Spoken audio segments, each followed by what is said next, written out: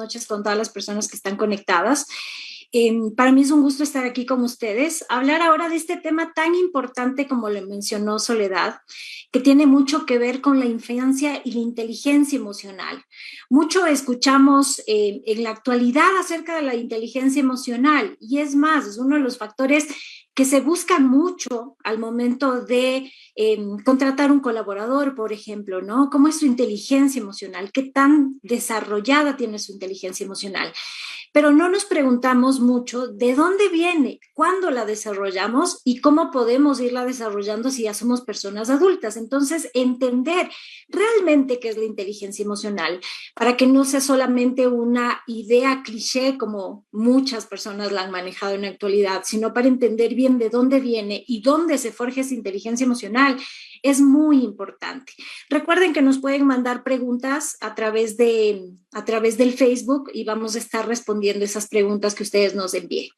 Aquí voy a empezar contándoles lo siguiente, ¿no es cierto? Nosotros cuando somos niños, evidentemente no venimos con una capacidad de inteligencia emocional. La inteligencia emocional es algo que nosotros aprendemos en nuestra infancia, aprendemos cuando somos niños.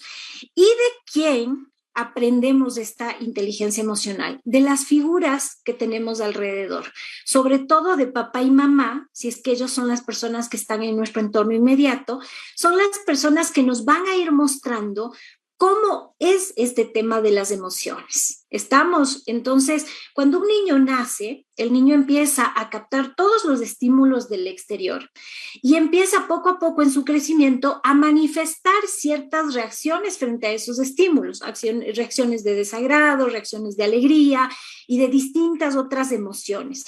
Pero el niño no tiene idea cómo puede entender qué es lo que le está pasando.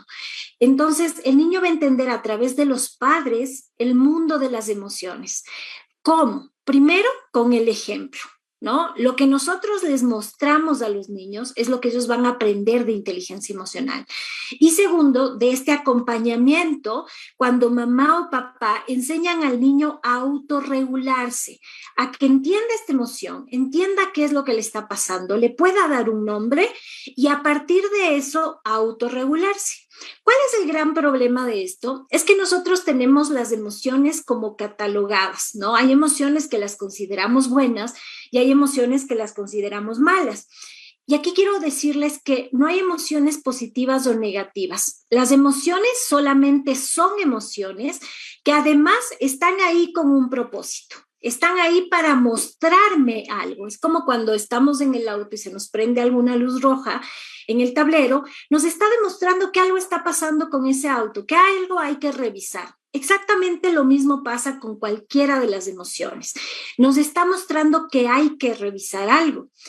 El tema positivo o negativo no es la emoción, es el resultado que yo tengo a partir de la emoción. Entonces, si yo estoy sintiendo una emoción de ira, y mi manera de gestionar la emoción de ira es a través de golpear a alguien, obviamente el resultado es negativo.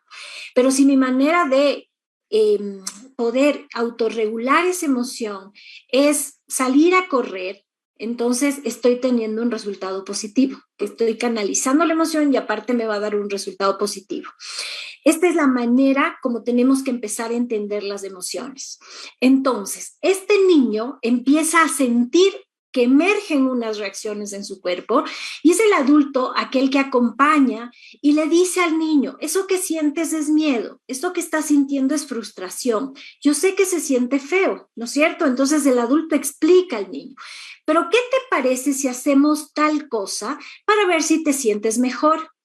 Cuando el adulto hace este trabajo, cuando el adulto hace este camino, lo que va a suceder es que poco a poco ese recurso externo que le está mostrando el adulto al niño se va a ser introyectado en el niño y él pronto va a aprender a gestionarla de esa manera.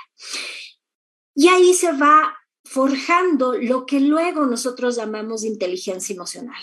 La inteligencia emocional es la capacidad que tenemos los seres humanos de autorregular nuestras emociones. No es la capacidad que tenemos de no enojarnos o de no sentirnos afectados por alguna situación, en lo absoluto, porque todas las emociones van a ser van a estar primero presentes en todo momento en nuestra vida para todos los seres humanos y segundo, nos van a atravesar porque vienen cargadas por alguna vivencia. Entonces, lo que yo tengo que hacer es poder observar esa emoción y poder gestionar esa emoción. Cuando yo logro gestionar la emoción, significa que yo estoy en algo que dentro de la psicotraumatología llamamos nuestra ventana de tolerancia. Todos los seres humanos tenemos una ventana de tolerancia, ¿no? Cada uno de distinto tamaño. ¿Qué se siente en la ventana de tolerancia? Cuando yo estoy en la ventana de tolerancia, siento tranquilidad, siento paz, siento seguridad, soy capaz de concentrarme y soy capaz de ser creativo.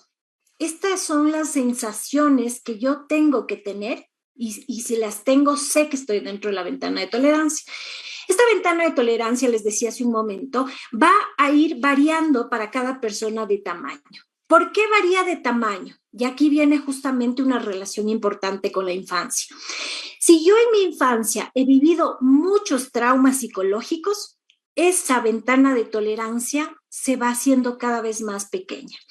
Y cuando hablo de traumas psicológicos, no estoy hablando solo de cosas muy complicadas, ¿no es cierto? A veces pensamos que cuando alguien habla de traumas psicológicos se refiere a que la persona ha sido víctima de una violencia recurrente o que quizá ha habido un abuso sexual. Y eso sí, eso es un trauma complejo. Pero hay otros traumas simples que muchos niños los viven o muchos de nosotros los vivimos en la infancia y que por ser acumulativos han generado que nuestra ventana sea más pequeña. Tenemos que entender que la capacidad mental de un niño es una capacidad muy frágil, ¿no es cierto? Su cabecita es muy frágil. Entonces, cualquier cosita que le pase, que rebase su capacidad de confrontar la situación se puede convertir en un trauma. Otra cosa importante de entender es que el niño nunca va a discriminar realidad de ficción.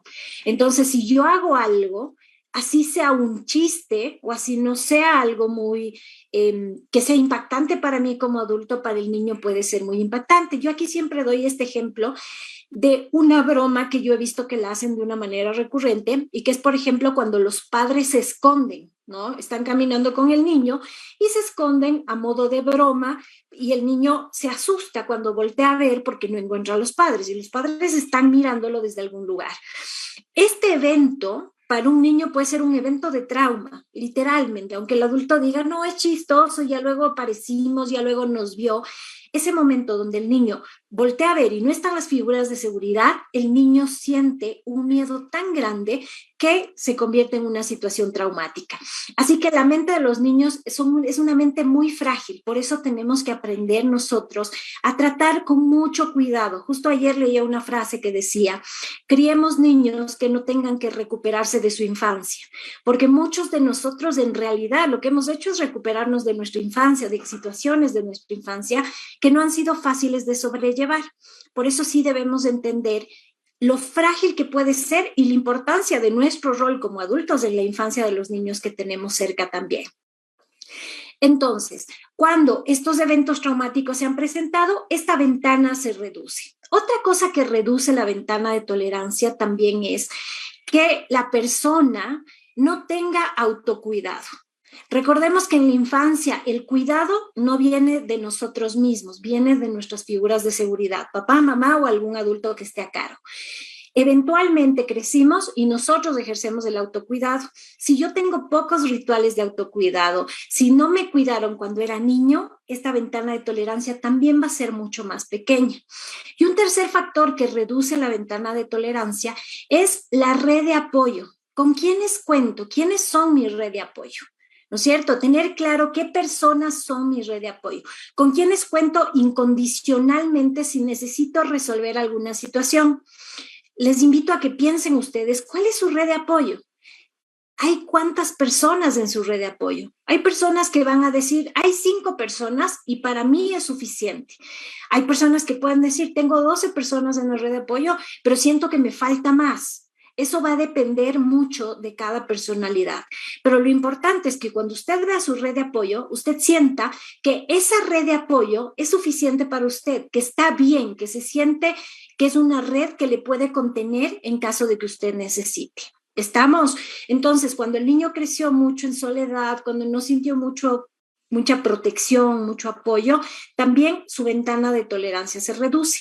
Y de pronto vamos siendo adultos con una ventana de tolerancia muy pequeñita, que fácilmente con cualquier detonante externo o con algunos detonantes externos o se van arriba de la ventana, que es un estado de hipoactivación, perdón, de hiperactivación. La hiperactivación se caracteriza porque tenemos sensación de ansiedad, nerviosismo, inquietud, estamos un poco alterados, somos muy irritables. Aquí está la gente que tiene mucha ansiedad.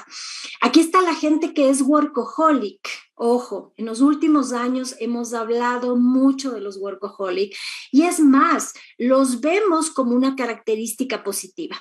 Y en realidad lo que está pasando es que es una desregulación de su sistema nervioso. Estamos porque están hiperactivados y eso les hace estar tan activos, pero es una sensación de actividad incómoda, porque es que no puedo parar, es que me desespero porque hay un montón de cosas que hacer. Entonces, toda esta hiperactivación no es algo positivo, es una desregulación. O también puedo irme abajo de la ventana de tolerancia, que es un estado de hipoactivación. ¿Cuáles son las características de la hipoactivación? Soy una persona que no tiene mucha motivación, se siente desalentada, no encuentra motivación en las cosas que tiene en su vida, tengo fases de deprimirme, tengo llanto fácil, no me da ganas de levantarme en las mañanas de la cama para hacer las cosas que tengo que hacer. Esas son características de la hipoactivación.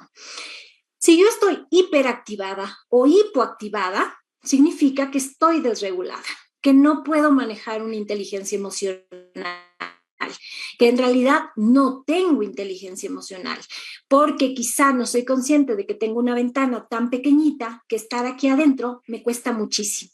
¿Cuál es el trabajo que tenemos que hacer para desarrollar una inteligencia emocional? En los niños, cuidar estas cositas que les decía, que tengan que evitarles traumas psicológicos, evitarles también que tengan una red de apoyo muy pobre que no la sostenga, que es importante, y darles mucho autocuidado. Y si yo ya soy adulto y lo que quiero es realmente llegar a tener lo que conocemos como inteligencia emocional, tengo que trabajar exactamente en las mismas cosas. Tengo que tener rituales de autocuidado, hacer ejercicio, alimentarme bien, descansar bien, tener mis espacios y mis tiempos libres para mí, más allá de mi trabajo, más allá de mi familia. Eso es ritual de autocuidado. Entonces, mientras más usted tenga rituales de autocuidado, va a tener una ventana que se va a ir ampliando. Crecer mi red de apoyo o fortalecer mi red de apoyo. Si yo siento que es muy pequeñita, tengo que ver cómo crece. Si yo siento que no sé si me logren sostener, tengo que fortalecer esa red de apoyo para que sea una red de apoyo que me sostenga.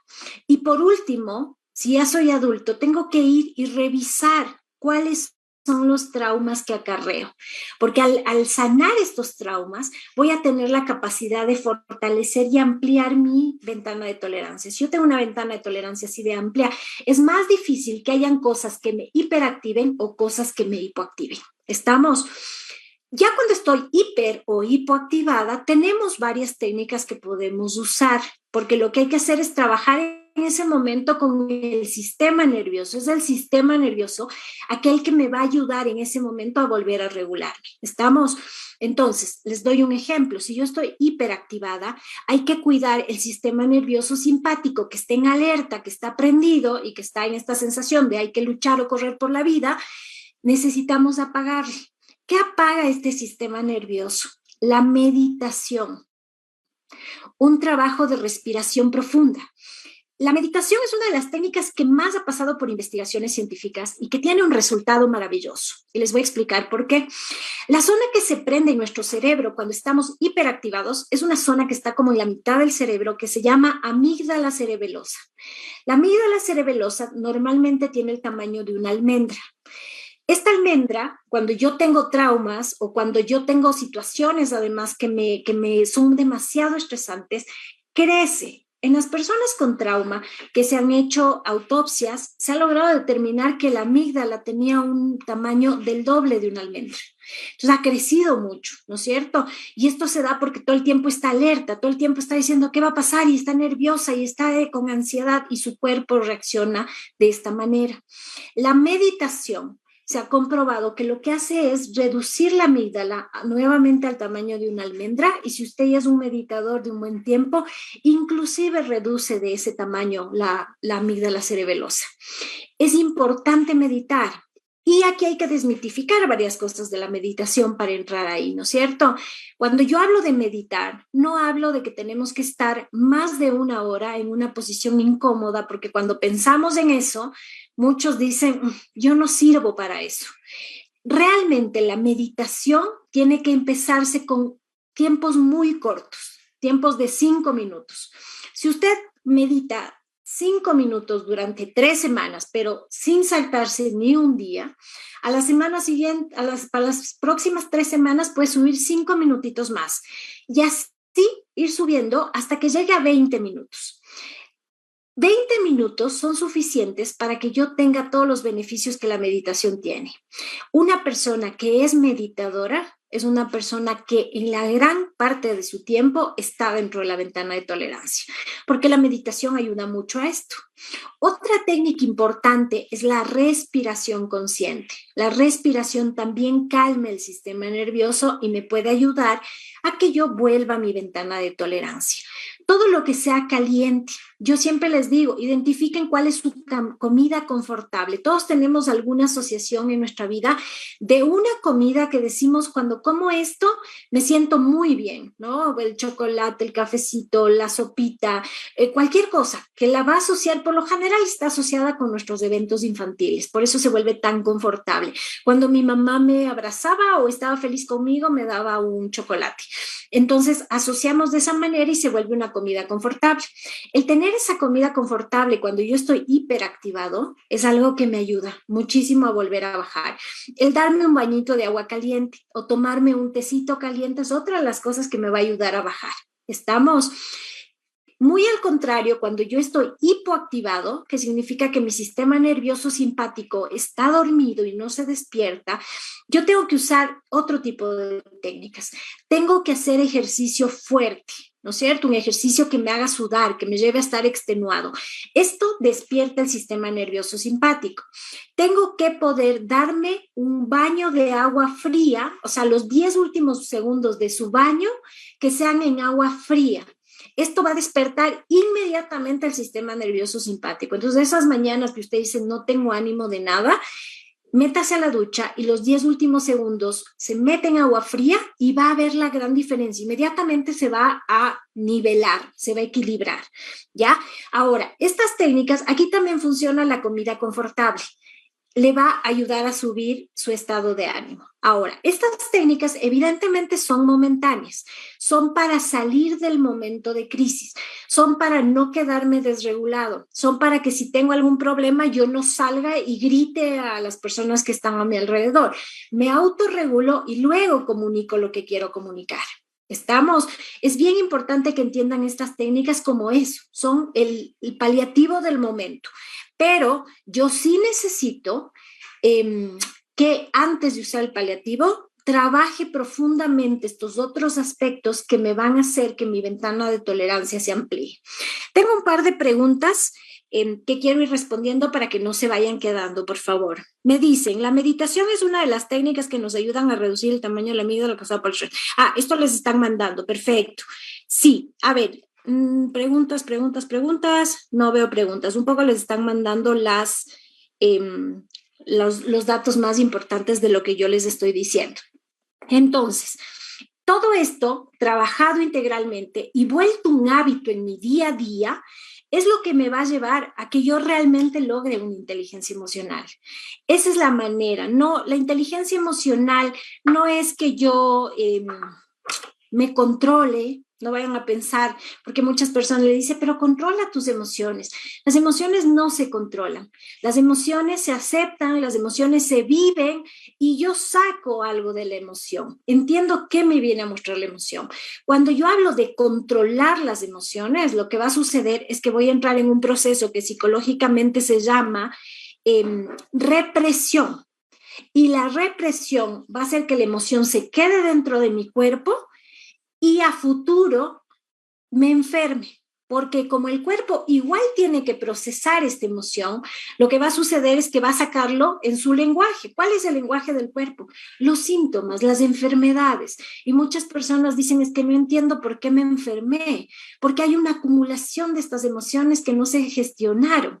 Y al no gestionarlas, al controlarlas, implosionaron dentro de la persona, generando una enfermedad. Y hay muchas investigaciones acerca de cómo la parte emocional nos deja un terreno hábil a que se muestren muchas enfermedades también. Entonces, sí hay que ser muy conscientes de que mis emociones, mi autogestión emocional va a rendirme frutos también en el tema de no enfermar o que no acumule por largos años una emoción y que luego se vuelva esto en una enfermedad catastrófica que tiene en relación también.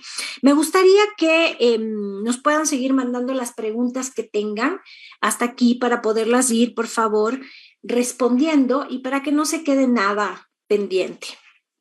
No sé, temas de la infancia, lo que les he mencionado de la infancia, temas de cómo gestionar las emociones, qué pasa con estas tres cosas que reducen su ventana de tolerancia.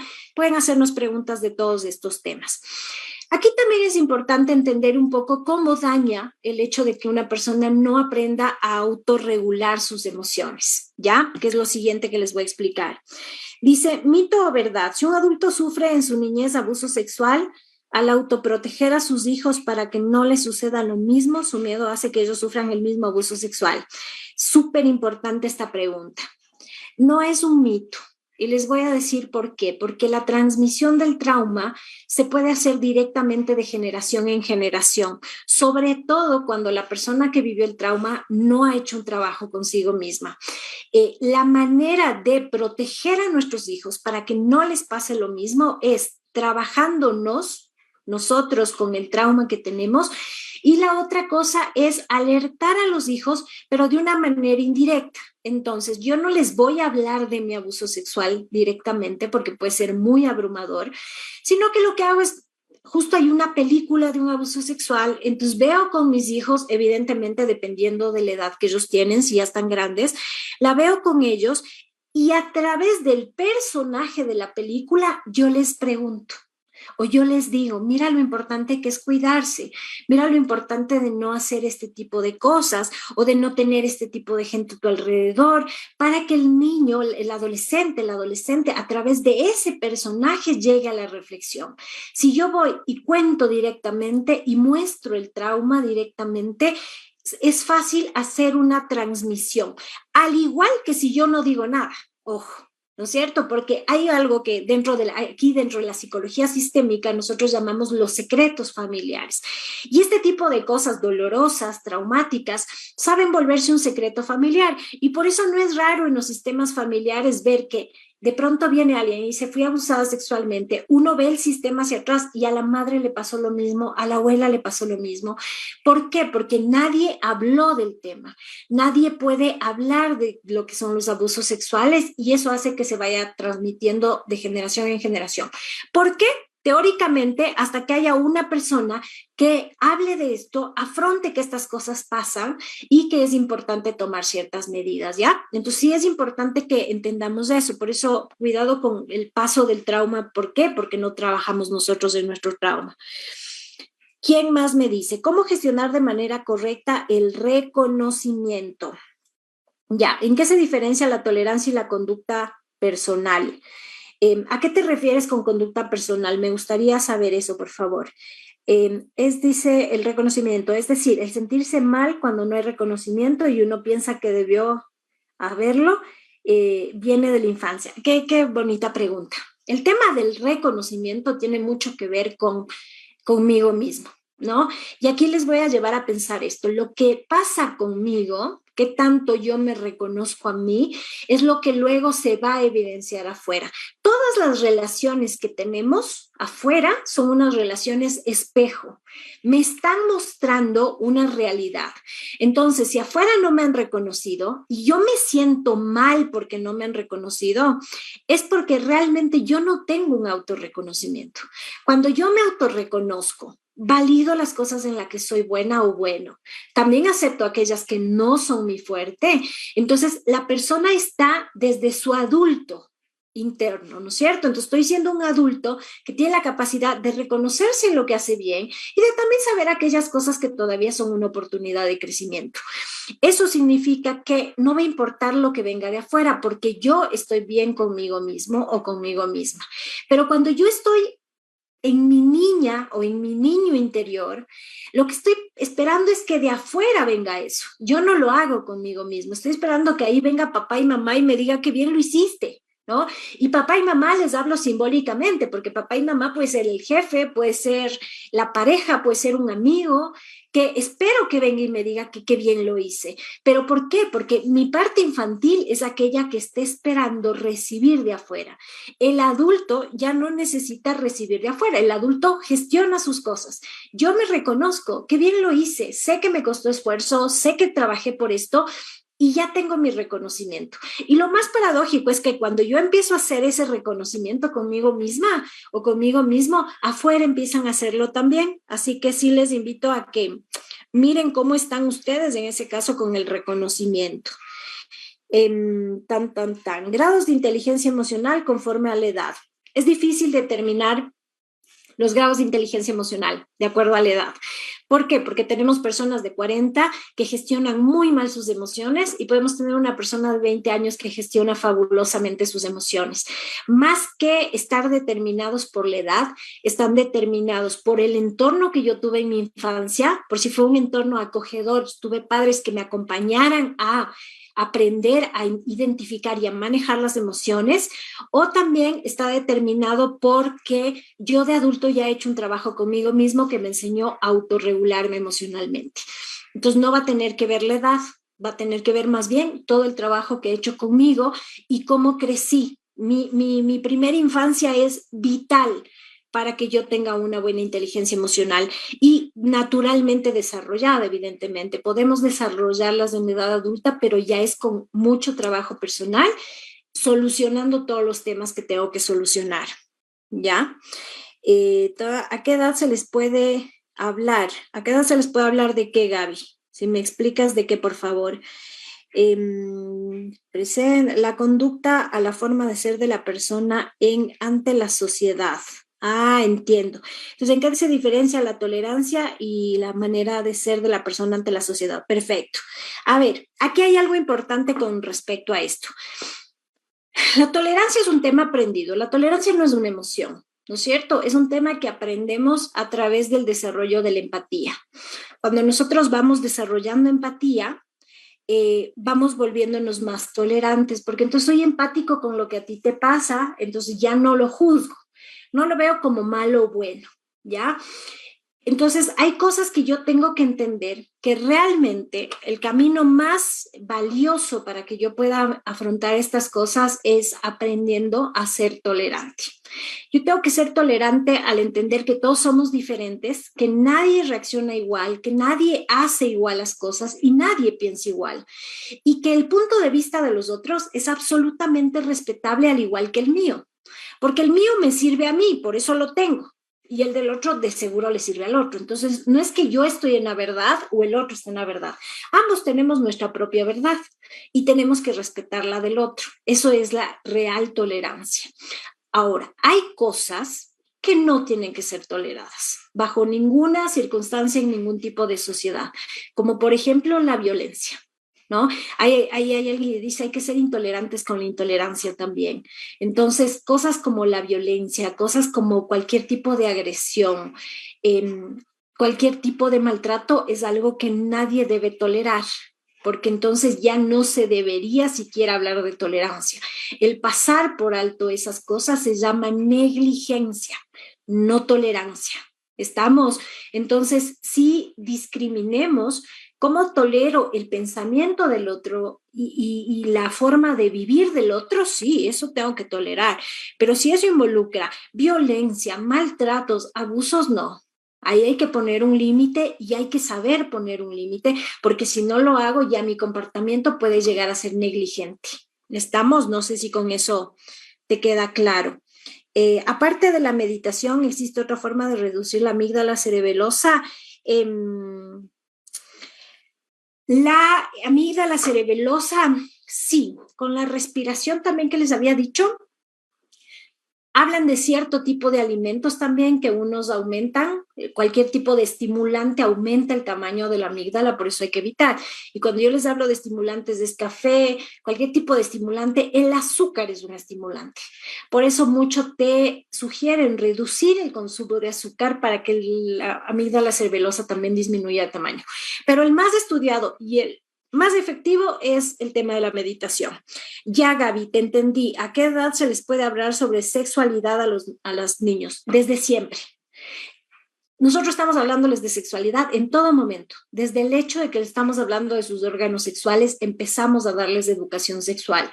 Cuando mamá dice, esto se llama pene, y no le está poniendo otros nombres que el pollito, que ni sé qué, no, esto se llama pene, ahí hay educación sexual. Esto es la vagina, ¿no es cierto? Luego empiezo a enseñarles diferenciación de sexo. Ella tiene vagina porque es una niña, tú tienes pene porque eres un niño. Estoy educando sexualmente. Avanzo un poquito más de edad y empiezo a enseñarle que nadie puede tocarle, que nadie puede topar sus partes íntimas. Eso es hablar de sexualidad. Y así, de acuerdo a la edad, evidentemente voy avanzando en los temas que tengo que trabajar. Pero desde muy pequeñitos nosotros ya empezamos a educar sexualmente a los niños y una de las maneras correctas de educar sexualmente es nombrando sus partes íntimas con el nombre que tienen, no poniéndoles cualquier otro nombre, sino nominándolos como es su nominación. Esa es la mejor manera desde niños de empezar con el tema de la educación sexual. En edades avanzadas ya empiezan a aparecer otro tipo de preocupaciones y otro tipo de preguntas, el tema de la masturbación en la adolescencia y todos esos temas. Entonces hay que ir hablando con claridad en cada etapa, de acuerdo a la etapa. ¿Cómo sé cómo hablarle a mi hijo de sexualidad? Fácil. El niño viene y me dice el tema del pene. Entonces yo le digo, ¿tú qué sabes de eso? Primero le pregunto, ¿y tú qué sabes, mi amor? Entonces el niño me dice, yo escuché esto. Entonces ya sé que hasta aquí tiene información él, yo no me paso de ahí. Cualquier información que dé es todo lo que está abajo del tope al que él llegó. Estamos. Y como va a escuchar otras cositas, luego va a subir a otro tope, entonces yo avanzo. Esa es la manera de educar sexualmente sin ir a cosas que no necesitan saber, porque a veces podemos dar demasiada información y no vale la pena. ¿Ya? ¿Cuáles son las consecuencias de tener una infancia en un hogar disfuncional y cómo evitar que los niños crezcan con vacíos emocionales en ese escenario? Perfecto. A ver, todos los hogares somos disfuncionales. Esto es primero desmitificar, ¿no es cierto? Antes nos habían hecho pensar que hay familias funcionales y familias disfuncionales. Todas las familias, en mayor o menor grado, tenemos algún tipo de disfuncionalidad. Así que hay que aceptarlo, que tenemos familias disfuncionales por un lado. Por otro lado, depende qué implique esa disfuncionalidad. ¿No es cierto? Si es esa disfuncionalidad, entre comillas, es que papá y mamá se separaron porque ya no hay amor. Sin embargo, lograron hacer una buena separación. Yo sé que el trauma va a ser mínimo, o sea, sí va a haber dolor porque toda separación de los padres nos va a doler, pero no va a ser tan traumante. Pero si en mi casa hay violencia, si en mi casa hay gritos, golpes, si en mi casa hay muy malos tratos, obviamente ese tipo de disfuncionalidad nos va a hacer generar mucho más trauma. Entonces, depende qué estemos viviendo y cuál sea esto a lo que tú llamas disfuncionalidad, tenemos que atacar directamente la disfuncionalidad, esta mala comunicación o estos comportamientos violentos que hay en casa para que eso no se convierta en un trauma para los niños. Vuelvo a decir, si nosotros queremos sociedades sanas, tenemos que generar mentes sanas. ¿Y dónde se generan las mentes sanas? En casa. ¿Y en qué etapa? En la primera infancia. ya cuando vamos después de eso, estamos hablando de que nosotros nos estamos destraumatizando, estamos curándonos del trauma, estamos sanando el trauma, pero ya nos generaron el trauma. Entonces, lo más importante es cuidar esos 7 primeros años de vida como si fueran un tesoro, que los niños se sientan acompañados, amados, aceptados, así como son, sin tener que, es que, ¿por qué no serás de esta manera? Ya estoy generando una herida de rechazo en ese niño. Y esa herida de rechazo repetitivamente le va a generar un trauma. Entonces yo tengo que poder aceptar y cuidar de esos niños y darles el ambiente más idóneo para que esos niños crezcan sin trauma. ¿Estamos? Importancia del confort frente a la inteligencia emocional. A ver, yo creo que aquí este tema es otro interesante que últimamente se maneja, ¿no? Está en su zona de confort. ¿Qué es estar en la zona de confort exactamente? ¿No es cierto? Es estar en una zona en la cual me siento medianamente cómodo o cómoda porque todo lo que está a mi alrededor es lo que conozco. Es normal que los seres humanos queramos estar ahí, porque ¿a quién le gusta ir a enfrentarse a lo desconocido? A nadie. No nos es fácil. Pero aquí va a depender de qué tipo de infancia tuve, el hecho de que hay personas que dicen, bueno, ya, está súper lindo estar aquí, me encanta mi zona de confort, pero voy a salirme un poquito y voy a probar un poquito, para que la persona tenga esta conciencia de me voy a mover a ver qué hay más allá, es porque en su infancia sus padres se encargaron de llenar una vasija que se llama la vasija de la confianza. Tenemos que hacer niños con confianza. Y un niño con confianza se crea en un ambiente sin violencia, en un ambiente de armonía, de comunicación fluida. Eso genera un niño con confianza. ¿Ya? Si yo soy un adulto que no tiene la vasija de la confianza llena, es más, está hasta quebrada, salir de mi zona de confort me va a costar. Si de por sí ya nos cuesta a todos, peor si no tengo la confianza. ¿Ya? Así que nos toca primero restaurar esta vasija de la confianza en mí mismo. Entonces, ok, y a ver, me voy a dar tranquilidad, voy a darme espacios de acogimiento, voy a darme espacios de sanación, voy a meditar, aquí otra vez le entra la meditación, o voy a hacer yoga, o voy a hacer qigong, tai chi. Ahora hay varias líneas de este tipo de meditaciones en movimiento también que ayudan. Entonces voy a hacer eso hasta que sienta que mi niño está fuerte, está seguro. Yo le voy a hacer el acompañamiento a este niño. Cuando yo les hablo de mi niño y el adulto, es porque dentro de nuestra mente hay una parte nuestra que sigue siendo esa parte infantil y que guardó todas esas experiencias infantiles. Entonces, ¿cómo la trabajo? Porque ahora este adulto que yo soy, que tiene otro tipo de herramientas, porque ha estudiado, he crecido, he aprendido ciertas cosas, se hace cargo de esta parte mía infantil y le ayuda a sanar. Entonces le da esa confianza, le muestra que no va a pasar nada, sin tratarme mal a mí mismo, ¿no? Como ya, ¿qué fue? ¿Por qué no podré? ¿Por qué no haré tal cosa? O sea, mientras más me maltrate y reproduzca el modelo que quizá ya tuve cuando yo crecí, no voy a lograr nada. Si lo acompaño con amor, va a ser una cosa muy diferente, porque ahí sí voy a ver los resultados y cómo me atrevo a salir de esa zona de confort. ¿Estamos? Dice, cuando existe agresión verbal de la familia o compañeros, el llamado bullying, ¿de qué forma se debe reaccionar? Esto del bullying es muy importante. Yo he escuchado a muchas personas decir, ¿no? Es que en nuestros tiempos, ¿quién hablaba de bullying? Nadie hablaba de bullying. Igual hacíamos lo que sea, igual recibíamos tal cosa de los compañeros y nadie se quejaba, decía el otro día alguien, ¿no? Entonces, pero ahora que son como estos niños cristal, ahora todo les estorba y todo les molesta. Pues no. ¿Saben qué pasaba antes? Que la educación de antes, por nuestros padres, inclusive incluía que los daban un correazo, que nos daban una nalgada si nos portábamos mal. Entonces, un niño que ya crece con ese esquema, empieza a entender que hay cierto tipo de maltratos que por ahí no están tan mal y naturalizamos el maltrato. Ahora, en estas nuevas generaciones hay papás mucho más conscientes del tema. que ya no golpean a sus hijos, que ya los tratan con mucho más respeto, que ya toman en cuenta los deseos y las necesidades de estos niños. Entonces, estos niños crecen siendo más intolerantes a la violencia. Por eso es importante que entendamos que el no ser tolerante está bien. No es que sean delicados o que no puedan aguantar nada, sino que están siendo intolerantes a comportamientos violentos y eso es adecuado. Ahora, cuando hay bullying en el colegio de mi hijo, primero tengo que asegurarme de que la comunicación con mi hijo sea fluida, ¿no? Que él tenga la confianza de cuando llega a casa me pueda contar. ¿Qué le está pasando? ¿Cómo te fue en el colegio? ¿Qué pasó hoy? Entonces el niño que le dice, ay mami, ¿sabes que la maestra hizo tal cosa? ¿Sabes que mi compañero dijo tal cosa? Perfecto, porque está comunicando todas las cosas que pasan. Y para que comunique en confianza, yo tengo que hacer varias cosas. Nunca minimizar lo que me cuenta mi hijo y no ridiculizar lo que me cuenta mi hijo. Yo he visto que muchos niños y adolescentes no hablan en casa porque se sienten ridiculizados o se sienten minimizados. Ay, por esa tontera estarás así. Solo por eso te estás poniendo de esta manera. Entonces el niño ya siente que no puede confiar en estas personas adultas que están a su alrededor. Así que nunca ridiculicen y nunca minimicen.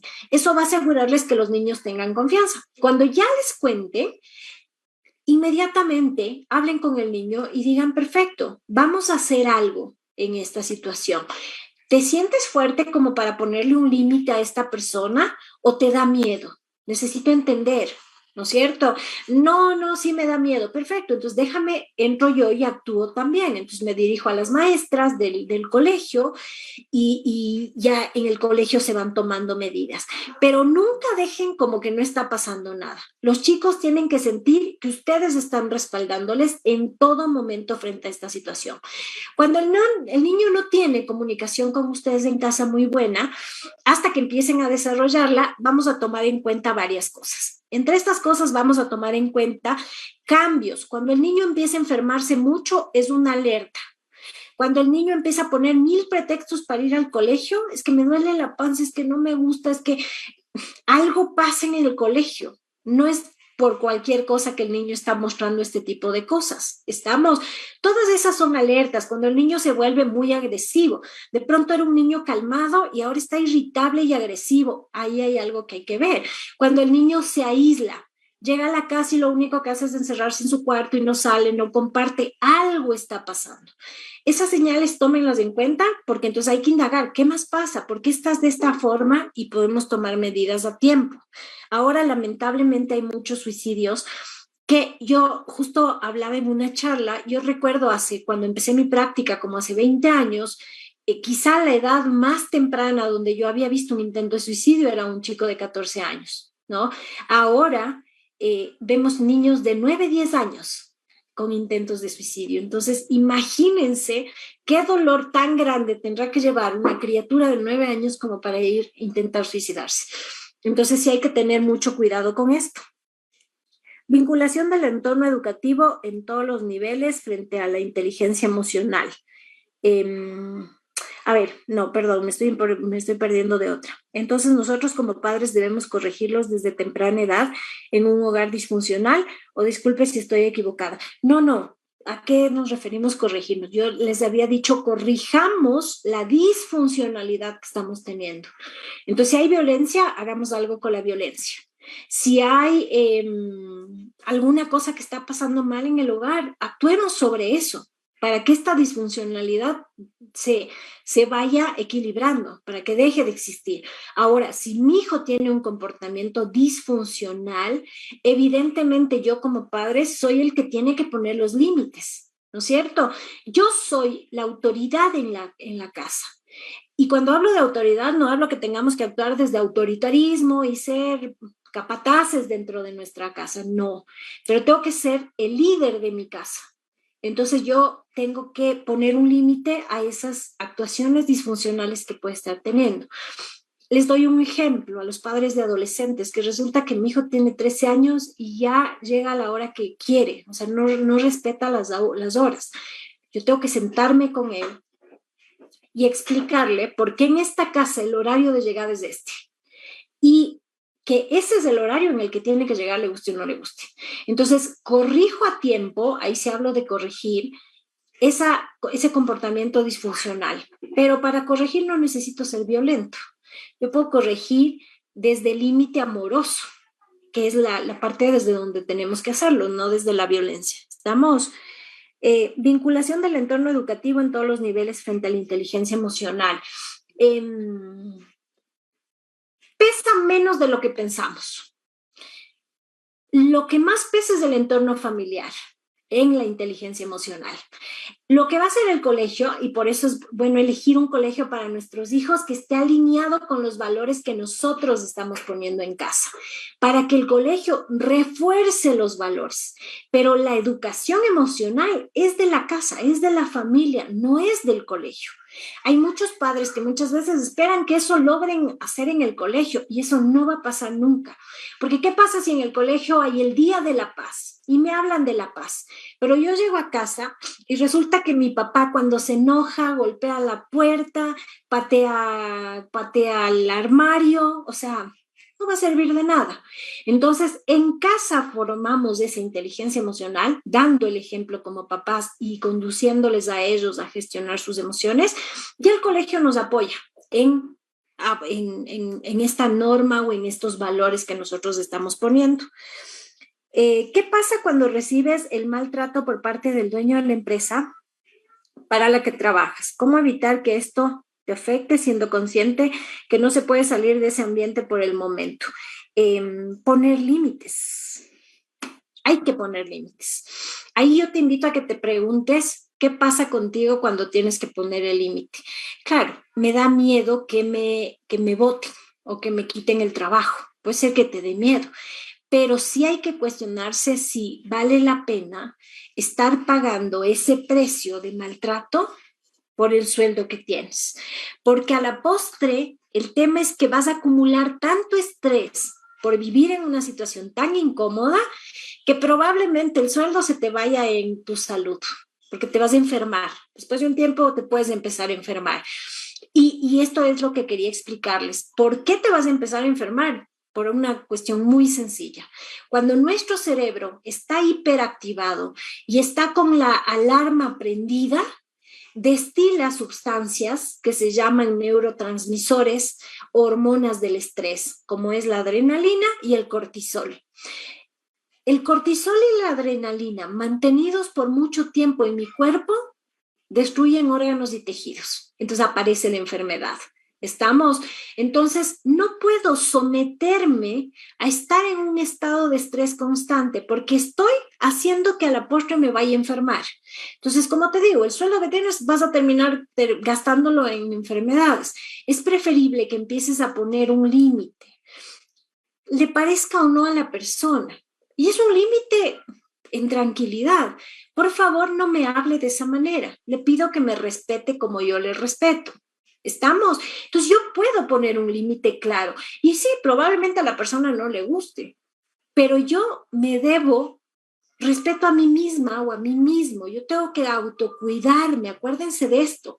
Entonces, si yo me tengo que cuidar, si yo tengo que respetarme, tengo que poner un límite a esas agresiones que vienen desde afuera. Si no, estoy haciéndome daño a mí misma o a mí mismo. ¿Qué beneficios de práctica de la respiración por las fosas nasales de forma individual? Estos son lo que se llaman como los mudras, si no me equivoco, ¿no? Hay un manejo de mudras súper interesante en todas las filosofías del yoga y cosas de esas. Y yo, honestamente, manejo poco ya toda la intensidad de los mudras. Lo que yo sí sé es que la respiración que calma la amígdala cerebelosa del cerebro es inhalar por la nariz y exhalar por la nariz. A veces nos han enseñado a respirar, inhalas por la nariz y exhalas por la boca. No, sí, es una respiración buena que tranquiliza, porque es una respiración que no esté en el tórax, sino que esté en el abdomen. Infla mucho tu abdomen para luego desinflarlo y te vas calmando. Sí sirve, pero la más efectiva, la que dura segundos y nos calmamos, es inhalar por ambas fosas nasales y exhalar por ambas fosas nasales. Ya en el tema de los mudras hay muchos otros, que te tapas la una fosa, sacas el aire por la otra, y algunos dicen que son mudras para la desintoxicación, otros para ciertos beneficios, y son maravillosos, pero hay que investigar un poquito más en eso. Yo les doy solo lo que sé que les va a ayudar a calmar el sistema nervioso, ¿ya? ¿Qué técnicas se pueden trabajar con los docentes, padres de familia y estudiantes para el control de las emociones? Aquí hay unas técnicas lindísimas. Ahora han sacado un montón de técnicas de un estilo de meditación que ahora es famoso, que se llama el mindfulness. Deben haberlo escuchado.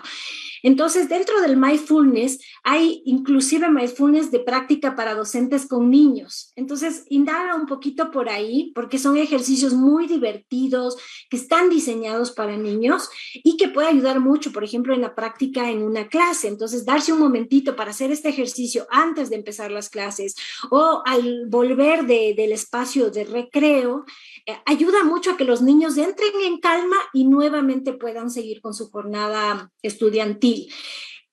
En casa igual los padres podemos practicar eso, ¿no? Entonces, por ejemplo, yo les doy un ejemplo de algo que yo uso con mis hijos cuando ellos están desregulados emocionalmente, todavía son niños. Entonces yo digo, a ver, vamos a calmarnos y solamente vas a hacer silencio y vas a escuchar todos los ruidos que hay afuera por 10 segundos. Entonces nos callamos y percibimos todo. Y luego les digo, bueno, ¿qué escuchaste? Ah, escuché un auto, escuché un pajarito, escuché... Ah, perfecto. Entonces, ese momento de poner mis órganos de los sentidos en otra cosa y no en la explosión que estaba teniendo, hacen que se gestione la emoción. Entonces, ya cuando están calmados, entonces yo digo, bueno, ahora sí, ¿qué pasó? Es que me enojé mucho. Ah, entiendo que te enojaste. Primer paso, le valido la emoción. Entiendo que te enojaste, claro, yo sé que eso enoja mucho, ¿no? Eso molesta, a mí también me molesta, ¿no? Y segundo paso, ¿pero qué podemos hacer con eso? ¿Qué te gustaría hacer? Ay, me gustaría dibujar. Va, ok, dibujemos y veamos si eso te calma. O me gustaría correr un poco o gritar. Ah, mira, bueno, coge una almohada, ponte en la boquita y grita durísimo hasta que sientas que salga ese enojo. Entonces lo hacen y dicen, ya estoy más calmado. Ah, bueno, sí, entonces ahora sí podemos enfrentar la situación. Entonces, esas técnicas que son muy sencillitas les ayudan mucho a los niños a canalizar esas emociones, ya que entiendan que se autorregulan. Cuando están en pleno berrinche, si no están pegándonos, porque si están pegándonos, uno se sienta al lado, espera que se le baje la intensidad sin decir nada, se va a calmar y uno lo que hace es abrazarle. Claro, para lograr esto, uno como adulto tiene que estar autogestionado, porque a uno le da ganas de ese rato de decir, ya basta o lo que sea, ¿no es cierto? Pero si yo ya manejo mi autorregulación emocional, lo puedo hacer, entonces lo abrazo, entro en calma y luego esta sensación que tenía conmigo cuando yo lo abrazaba, de adulto va a buscar en algo externo la misma sensación para calmarse, pero ya sabe que hay una manera de entrar en calma, que no necesita tener un desborde terrible, porque sí podemos, no sé qué pasó, chicos, se interrumpió el video, creo. Ahí. Todo bien, Paola. Perfecto, pareció que se me interrumpió.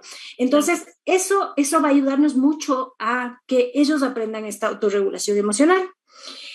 ¿Qué más me preguntan? ¿Cómo enfrentar ya de adulto una situación de mucho enojo? ¿Cómo autogestiono y autorregulo esta emoción? Lindo. A ver, yo ahí les voy a recomendar lo siguiente. Cuando yo tengo mucha ira, en ese momento no puedo intentar resolver la situación, ¿no? Porque estoy de mal humor, tengo iras. Entonces, lo que más fácil es decirle a la persona, mira, en este momento estoy muy molesto o estoy muy molesta. Declarar lo que me está pasando baja la intensidad de lo que estoy viviendo, porque ya lo dije, ya lo traduje. Entonces le digo, estoy muy molesto, no es un buen momento para hablar. Dame unos minutos o dame unas horas o lo que yo necesite. Cuando ya me alejo de esta persona o de esta situación que me estaba generando el enojo, Hay varias técnicas que puedo usar. Entre ellas, una de las más efectivas es escribir. Cojo un ratito una hoja y escribo y saco y saco y saco y saco todo eso que está ahí contenido. Todas esas iras que tengo, las saco. Cuando ya escribo, voy a tener una diferencia tal en mí y en mi cuerpo que me va a dar mucha claridad mental. Entonces, ok, a eso puedo sumarle que respire un rato o que tome algo que me guste o que consuma algo que me guste, que me va a bajar esta sensación de ira. Y luego de esto, claro, ya estoy en capacidad de volverme a sentar frente a la persona y volverle a decir, mira, me molestó mucho esto. Esto que tú dijiste me molestó o esto que tú hiciste me molestó. Ya lo puedo hablar. ¿Estamos? Entonces la cosa es llegar ahí, a que yo coja la emoción, no la reprima, la muestre, le puedo decir al otro lo que me está pasando, estoy demasiado triste, estoy muy molesto, tengo muchas iras, entonces dame un espacio. Tomo mi espacio, escribo, las canalizo, respiro y ya en calma me siento frente a la persona y ahora sí le digo lo que me pasó. No es que me lo voy a quedar teniendo, lo voy a decir, porque cuando yo lo digo, lo puedo ya gestionar y ya se va de mi cuerpo y ya no me queda como un pendiente. ¿Ya? Esa es la manera más importante. ¿Cómo ayudar a un adolescente a canalizar su ira y frustración? De esta misma manera, como te acabo de decir. ¿No? Entonces al adolescente le ayudamos de esta forma, a ver, mi hijo, ¿qué te pasa? A ver, hijo, ¿qué te pasa? ¿No? ¿Qué sientes? No sé qué siento, pero trata de poner en palabras lo que sientes, ¿no? Es que me siento muy enojado, ok, sí, entiendo que te sientas enojado. Comprendo, es normal que en una situación como esta te sientas enojado. El que nos validen la emoción nos ayuda un montón. O acuérdense cuando ustedes han tenido discusiones con alguien, con la pareja o con un hijo, lo que más irrita es que la otra persona te diga ahí como, pero qué exagerado, o ya, no pasa nada. El momento que te dicen eso es como que encendieran un botón donde sube la emoción. Pero si la otra persona te dice, sí, entiendo que te sientas así, obvio te vas a sentir así con semejante situación, esa validación ya nos hace bajar la guardia. Y luego de eso, el que yo pueda sacar de alguna otra manera me va a ayudar a que yo pueda enfrentarlo y hablar también de otra forma.